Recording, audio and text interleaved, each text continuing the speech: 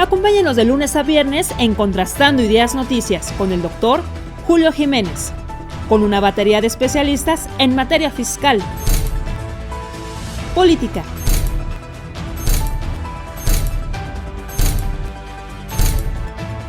economía, finanzas, justicia, deportes y espectáculos. Acompáñenos a las 22 horas, tiempo del centro. Hola amigos, ¿qué tal? Muy buenas noches. Gracias por acompañarnos en la mesa semanal de Contrastando Ideas Noticias. Como cada semana platicamos, pues obviamente sobre temas diversos, temas coyunturales, el análisis semanal sobre el contexto político electoral, la sociedad civil, las organizaciones que están participando de manera muy activa en el proceso electoral, el escenario del contexto democrático, un momento determinante para el futuro de nuestro país. Sin embargo, para mí es un placer y un honor, cosa que agradezco mucho el tiempo que nos brindan para esta mesa de análisis diversos especialistas, líderes de opinión, políticos, profesionales, hombres serios, ciudadanos con amplio reconocimiento nacional e internacional. Para mí es un verdadero placer recibir esta noche a el arquitecto Adrián Alanís Quiñones, reitero, un profesional, un hombre reconocido y respetado en el estado de Durango y a nivel nacional, un político de carrera, un ciudadano ejemplar y además amigo de Contrastando Noticias. ¿Cómo está, arquitecto? Buenas noches, un placer saludarlo. Hola, muy buenas noches, Julio. Me da muchísimo gusto estar contigo, estar con todo tu auditorio. Muchas gracias por la invitación a esta mesa de análisis político. Un placer. Gracias, arquitecto. Arquitecto, el contexto es, pues yo diría, con mucha incertidumbre. Tal parece que hay fuego amigo al interior de Morena, ya empezaron los ataques sobre Omar García Harfuch, quien pues se perfila como el candidato propuesto, impuesto o negociado por Claudio Sheinbaum, pero también están trabajando muy fuerte las fuerzas políticas de Morena en la Ciudad de México, abanderando a la exalcaldesa de pues una de las alcaldías más grandes y más representativas en nuestra capital, la República Mexicana, que precisamente es Iztapalapa. Clara Brugada, que es, pues, pertenece a un grupo antagónico al de Claudio Sheinbaum, ya empezaron a hacerle pues una guerra sucia de descalificación por el pasado, la trayectoria profesional o la experiencia institucional de Omar García Harfuch, un hombre que está siendo vinculado, señalado por temas precisamente cuando fuera el funcionario de Seguridad Pública Federal, de la Policía Federal, en aquellos años terribles, cuando la desaparición de los 43 jóvenes de Ayotzinapa, y bueno, pues ahora está haciendo ese señalamiento, se habla de que pues, su futuro lo definirá la encuesta de Morena. No sé qué opinión le merece este escenario, fuego amigo al interior de Morena, debate por una encuesta o imposición de una candidata, arquitecto. Efectivamente, tú mismo lo acabas de señalar, y como hace muchos años fue el que denominó, me acuerdo perfectamente bien, lo que fue Diego Fernández Ceballos cuando hablaba del fuego amigo. Efectivamente hay un fuego amigo muy fuerte. Omar García Harfuch de alguna manera es el bastón de mando ahora sí parece que está funcionando, y es la primera decisión que toma ese bastón de mando que fue transferido del Palacio Nacional en este tiempo de una coordinación nacional para lo que le llama ahora la propia coordinadora de la Cuarta Transformación, el segundo piso. Y efectivamente el problema ahí más grave que tiene él es una situación de lo que pasó cuando él era representante del gobierno federal en materia de seguridad en el caso de Guerrero, y que lamentablemente ahorita está en la cárcel, una persona que dio a conocer lo que era la verdad histórica, y después de 5 años que encabezaban marchas los que ahora presiden y andan de coordinadores de esta Cuarta Transformación, o que están en Palacio Nacional y que asusaban realmente a los padres de los 43 desaparecidos, y que ellos mismos gritaban, y ahí me tocó inclusive como secretario general de gobierno estar presente en Palacio Nacional, presidido por el propio titular del Ejecutivo, cuando en ese momento se atendía a todos ellos en lo que es el salón de Hacienda de ahí del propio Palacio Nacional, en donde todo el mundo levantaba el puño y decía, se los llevaron vivos, y vivos los queremos que nos los regresen. Entonces ahora ya no saben cómo parar, y al final resulta que dentro de la verdad histórica, el mismo subsecretario Alejandro Encinas de Gobernación pues ha contradecido muchas cosas que de alguna manera pensaban que iban a tener otro tipo de resultados y resulta de que no, de que realmente es la verdad histórica donde aparece Omar García Harfuch, donde él era el representante de la Policía Federal en el estado de Guerrero, concretamente el Chilpancingo, y que estuvo pendiente. Y ahora, pues bueno, han estado saliendo videos, han estado saliendo pruebas dentro de la misma, el mismo propio subsecretario de Gobernación ha dicho Claro. de que aparece ahí el nombre en 2 ocasiones donde estuvo, no nada más en Palacio, no en Palacio Nacional, en aquel entonces eran Los Pinos, en una reunión con el expresidente Peña Nieto, en una reunión de seguridad, donde estaba el secretario de la Defensa de aquel entonces, el secretario de Marina, el Procurador General de la República, y también estaba él, y donde ahí se determinó lo que era prácticamente la verdad histórica, que la desconocieron y al desconocerla dijeron vamos a meter a la cárcel a Murillo Karam porque fue el que implementó lo de la verdad histórica. Ahí está el pobre, lamentablemente con problemas de salud, con muchos problemas psicológicos y de depresión, y ahora resulta de que después de 9 años tiene razón lo que él desde un principio dijo y está en la cárcel, y ahora el que resulta de que es el candidato del bastón de mando transferido, pues es el mismo. Entonces, es lamentable, lo están dando a conocer sus propias gentes, las propias gentes de Morena. Hay prácticamente para 9 estados de la República, incluyendo el Distrito Federal, que van a renovar. Hay cerca de 300, 280 y tantos precandidatos registrados por Morena y autorizados, que estamos hablando de prácticamente cerca de 30 por cada una de las entidades, a ver cómo le van a hacer después de que salga absolutamente la relación de quiénes son los que realmente se quedaron, y al final lo único que va a pasar es lo que siempre sucede cuando el poder de alguna manera está en manos de algún partido político, de algún grupo o de algún, digamos, puede ser un hecho faccioso que nos permita que en ese momento se pelean las comadres, o como dicen ahí, cuando hay botín, pues hay motín. Entonces, realmente ahorita es el problema que tenemos en la Ciudad de México, lamentablemente, pero así es. ¿Cómo visualiza, arquitecto, ve fuerte al candidato Omar García Harfuch, perdón, al aspirante Omar García Harfuch? ¿Lo ve fuerte? ¿Lo Sí, ve con intención de voto? sí lo veo fuerte, lo veo con intención de voto, es una persona con cierta carisma, aparte de eso, de alguna manera ha sabido contestar situaciones agudas, difíciles en materia de seguridad, ha sido un agente que sí, y hay que decirlo porque es la verdad, o sea, no podemos atacar a Morena por ser Morena o por lo que realmente representan algunas de sus gentes. Por ejemplo, muchas veces ellos mismos dicen, y el propio presidente de la República lo dice, que a él no le interesa la eficiencia, no le interesa la capacidad, no le interesa la experiencia, a él lo que le interesa el 90% es la lealtad. Y en este caso se ha visto que sí tiene capacidad, que sí tiene manejo, inclusive también con todo lo que es a la hora de las investigaciones, a la hora de los noticieros que lo entrevistan, él de alguna manera tiene la respuesta adecuada, nunca ha caído en problemas graves, inclusive positivamente le fue bien, aunque es un hecho que lamentamos todos, cuando en ese momento tuvo un problema grave de un posible Atentado.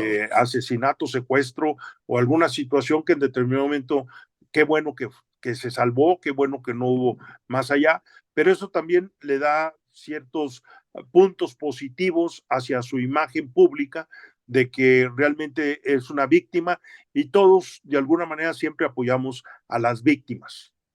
Sin lugar a dudas, arquitecto, ¿cómo visualiza la oposición? ¿Cómo visualiza el PAN? ¿Cómo ve las reglas que pudieran pues establecer para elegir a ellos a su aspirante a representar los intereses de la oposición en la capital de la República Mexicana? Que pues también sería un escenario complejo porque tal parece que el panismo tiene ya un gallo o algunos gallos, y pues tal parece que Sandra Cuevas, alcaldesa en Cuauhtémoc, también tiene intenciones de participar, el alcalde en Coajimalpa, priista. Entonces, bueno, ¿cómo visualiza usted el contexto para la oposición? Mira, esa pregunta que tú me estás haciendo es una pregunta en la cual requiere de una respuesta seria y una respuesta que debe ser muy profunda. No es posible que después de que están aliados tres partidos políticos y que se puede crear a través de un Frente Cívico Nacional que impulsó para crear un Frente Amplio por México y que en ese momento invita a que este Frente Amplio por México sea más ciudadanizado más que de partidos políticos.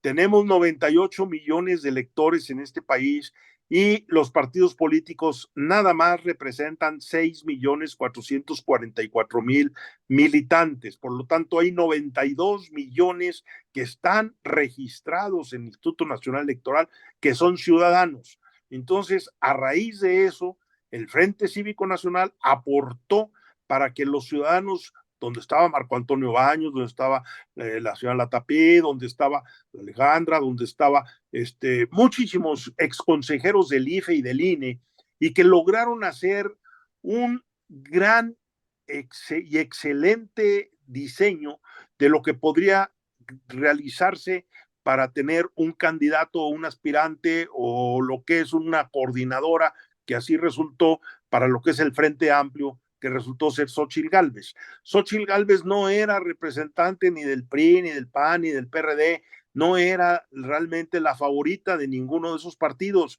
Ella salió porque se hizo un proceso ciudadano en el que los ciudadanos, mientras los partidos políticos con todo y sus militantes no lograban en pocos días tener 150,000 firmas, Xóchitl Gálvez en 3 días ya las tenía con puros ciudadanos. Entonces, Claro. quiero decirte que de alguna manera todo esto concluyó positivamente y luego desechan a ese comité organizador ciudadano. Si ese comité organizador ciudadano estuviera ahorita trabajando con los partidos políticos, pudieran tener un metro para seleccionar en la Ciudad de México prácticamente una buena candidata o un muy buen candidato o un buen aspirante. Sin embargo, están ahorita buscando cuál de los compadres, amigos, familiares, esposas, esposos de los que están al frente de los partidos van en las listas para senadores, para diputados, para gobernadores, para acá, para allá, y cómo van a estar divididos cada uno de ellos, a cuántos les tocan y cuántos van a ir en coalición y cuántos van a ir divididos. Eso es lo peor del caso. Las comadres están peleando y se van a dividir prácticamente, que yo quiero la senaduría de tal estado, yo la quiero también, pues vamos a pelearla y se van a pelear en las diputaciones, en las senadurías y quizá a lo mejor en algunas gobernaturas si no se ponen de acuerdo. Ahorita lo que más les preocupan son los convenios precisamente para ver cuántos les tocan a uno, cuántos les tocan a otro, cuando lo primero que deben hacer es volver a hablar e invitar otra vez a ese consejo o comité organizador ciudadano para que los oriente de cómo hacer algo en conjunto si quieren realmente ser oposición, porque si no todo va a ir a la basura. Lamentablemente esa es mi opinión. Pues muy objetiva, muy clara, muy directa y muy asertiva su opinión, arquitecto. La verdad es que es cierto, la oposición, yo no sé qué está pensando, no sé quién está tomando las decisiones al interior de los partidos, pero tal parece que están haciendo todo lo contrario para que la ciudadanía, para que los hombres y mujeres que habitan y que votan en esta capital de la República Mexicana se sientan decepcionados ante no existir un rumbo claro, una estrategia, pues yo diría, seria y una propuesta, yo diría, muy incierta además por parte de la oposición. Mientras tanto, Morena, con todos sus problemas al interior, pues ya tiene prácticamente dos, pues yo diría, propuestas serias. Clara Brugada, con un bastión muy importante desde Iztapalapa, reitero, y bueno, pues Omar García Harfuch, que tuvo 5 años prácticamente de trabajo para demostrar de qué estaba hecho y lo que era capaz por hacer. Arquitecto, en el contexto nacional, un problema preocupante. El paquete económico sigue generando debate, preocupación e incertidumbre. ¿Cómo visualiza esto? ¿Estos podrían ser costos para el último año de sexenio de la gestión de López Obrador? ¿Podría ser un costo alto para la economía nacional? ¿Podría ser un costo que pudiera determinar en la intención del voto y que pudiera cambiar el sentido del resultado electoral a nivel nacional. Arquitecto, ¿usted lo visualiza así? Bueno, en primer lugar quiero decirte que del 2019 al día de hoy se han gastado cerca de 783,000 millones de pesos en todo lo que se refiere a los programas asistenciales, donde no ha habido absolutamente una auditoría, donde no se sabe exactamente dónde está ese dinero y cuánto es lo que se entrega a todos y cada uno de los programas o de los beneficiarios en cada uno de ellos. Lo que sí te quiero decir es que hay 20,000 servidores de la nación que nunca en la historia del PRI, de ningún partido político en el poder, había habido lo que es una clientela electoral que estuviera regida y que estuviera dirigida por un grupo o un ejército, como es este caso de los servidores de la nación, en el que ahora van a tener nada más para este año 2024 más de 400,000 millones de pesos. 400,000 millones de pesos sin que haya auditoría, sin que haya control de esos recursos y que es un clientelismo electoral. Entonces, Terrible. ¿qué es lo que se avecina? Se avecina una elección de Estado abrupta, con problemas muy graves, que si realmente se realiza, se hace, se ejecuta, el próximo sexenio o dentro de 6 años, para el 2030, ya no va a haber elecciones ni para el 2036 y se va a quedar esta cuarta transformación con mandos directos y a control remoto desde lo que es un rancho que está allá por Palenque, que no quiero mencionarlo cómo se llama aquí, pero que todos los mexicanos sí saben cómo se llama. Por supuesto. Entonces a México se lo va a llevar a ese rancho, a ese lugar cerca de Palenque, porque la situación cada día está peor. Y lo estamos viendo también la forma tan grave en lo que se refiere al endeudamiento. O sea, no les importa, y se lo dijeron al secretario de Hacienda en sus comparecencias, tanto en la Cámara de Diputados como en la Cámara de Senadores, el problema tan grave de endeudamiento que hay, y lo vamos a resentir pronto. Pronto vamos a ver el peso, cómo va a estar en relación al dólar. Vamos a ver cómo va a estar todo lo que se refiere a los precios básicos y sobre todo en lo que es la canasta básica, en el sentido de que la gente que aunque esté recibiendo un apoyo, lo va a resentir. Si de por sí muchos de ellos que están recibiendo ese apoyo o beneficio por parte del gobierno, al no tener en ese momento por parte de la Secretaría de Salud los apoyos para medicinas, los beneficios dentro de lo que son muchos de los programas que se requieren hospitalariamente para la familia, están sacando de la bolsa esos mismos recursos y se están yendo a lo mismo, se están quedando sin nada. O sea, es mentira el hecho de que se ha abatido realmente la pobreza en este país, la miseria sigue habiendo, y el problema más y fundamental, y lo acabamos de ver, es como una de las grandes empresas que más jóvenes y más empleadores tiene en el país es el crimen organizado. Es una vergüenza que después de Pemex o de esto, el otro, o más, que inclusive, y es otra de las cosas también, que Pemex lo tienen quebrado y otra vez están metiendo dinero para el Tren Maya y otra vez para la refinería, otra vez para la IFA, otra vez para todo, cuando se supone que en este año debería haber concluido absolutamente todo. Totalmente de acuerdo, arquitecto. Sin lugar a dudas, un escenario preocupante en el ámbito económico, un contexto, yo diría, alarmante en el sistema financiero. Banco de México confirma tasas de interés altas, más del 11%. Y es bueno, correcto.